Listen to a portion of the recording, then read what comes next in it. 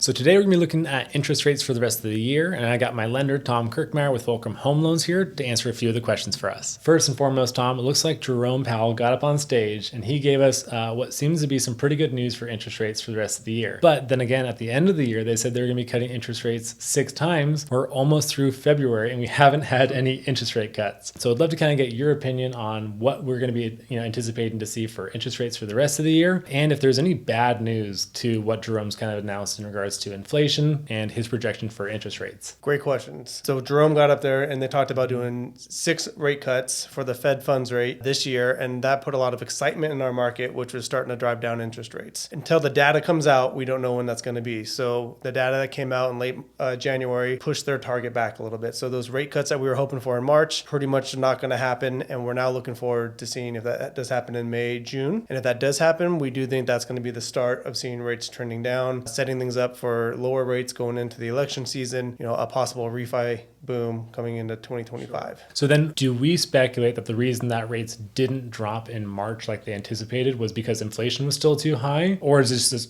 just kind of all speculation to some degree as to why it's been pushed out till May? Yeah, that was one of the big things. So the Fed has goals they're trying to make, and their data was telling them, hey, possibly in March we'll be in a position to where we can do those Fed cuts. That was not the case. Inflation came in a tick higher than what they were hoping for, and so that pushed things back. Anytime that news comes out, our markets are affected. So a lot of people are always curious, does the Fed funds rate, is that what mortgage rates are? No, but they are correlated. So when he came out and pushed the Fed cut, that did slow down our interest rates from going down, and we actually ticked up a little bit over the last few weeks. So now here's a question that's more of in your seat because you're in this every single day. What is the likelihood that we're going to see significant cuts to the interest rates starting in May or June? Is this still at 50-50, or is everything kind of lining up that, no, we're actually going to see this as a reality? Because we were very hopeful in December when they said, hey, we're cutting rates 6 times next year. Right. And we're kind of being let down. Is that something that's kind of inevitable at this point? The Fed rate will be cut this year, yes. Again, unless things just come out and it's just all bad news. Sure. Do we get 6 cuts? That's a tougher question. I personally don't think we'll get 6, which is what their number was back in December. Sure. But I do think we'll start to see cuts coming in. There's lots of reasons for that as banks are feeling the pressure of these high rates. Us as consumers are feeling the pressure. So they need to keep getting inflation under control, but they also need to give us some payment relief. So I do think we'll see cuts, but I'm not sure it'll be 6 cuts. Sure.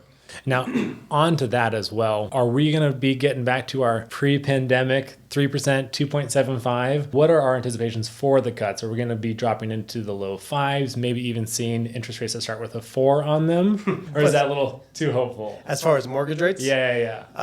As far as the 2%, 2.5%, 3% interest rates, that was an anomaly. That was during the height of the pandemic where the Fed was actually pumping money into the bond market. Sure. And it was suppressing the rates, keeping them low. So that's not normal. That's why they went so low. When it's just normal market, we're likely not going to get that much money being pushed into the bond market. I mean, they were buying billions of dollars of mortgage-backed securities, and that's why those rates are so low. A timetable, that's the tough part. I can't give you an exact when I think rates will get to what, but getting rates back into the 5s, maybe the low to mid 5s at some point in 2025, 2026, that's very reasonable. But as far as like an exact date, that's just tough because we don't know what the data that's going to be coming out is going to say to result in those Fed cuts. Sure. But it does seem like this year is going to be an opportunity for folks who are looking to either buy or sell this year, that there's going to be relief coming. And we know that when interest rates go down mortgage interest rates, when they go down about 1%, that usually introduces about 3 million new buyers into the market. So we are going to expect to see more buyers into the market, which is going to then influence how many sellers put their homes up onto the market for sale. So with that,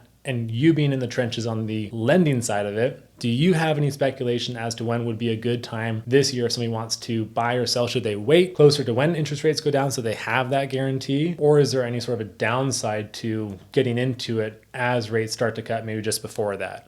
That's a great question because there's no one right answer. I think everyone's situation is slightly different. If you're going to ask me if now is a good time to buy as a blanket statement, I think it is. And the reason for that is a recent poll came out and said, I think it was 83% of people are on pause to buying houses right now because they want to wait until interest rates drop. So what happens when interest rates drop, you've now got that 83% of people who've been on the sideline, they're all getting into the game at the same time. And if you look historically, we still have very low inventory, especially here in the Valley. So I think buying now, while maybe your payment isn't what you want it to be, you've got the opportunity to refinance down the line to get that payment that you want, that interest rate that you want, but you're not fighting for multiple offers, a bidding war, things like that. And I don't know how crazy if it'll get like 2020 was, but you're gonna see a whole bunch of buyers that have been on the sideline trying to get into the game. Rates go down, purchase power goes up, and then pricing goes up. And so that kind of hits it on the head, though. That's a blanket statement, right? Just like Tom recommended, so much of this comes down to your individual circumstance. So if it comes down to what your home is worth in this market, my name is Holden Raulston. We can talk about that. If it comes down to the affordability and what your buying power is, this is Tom Kirkmeyer. We appreciate you guys tuning in. Thank you.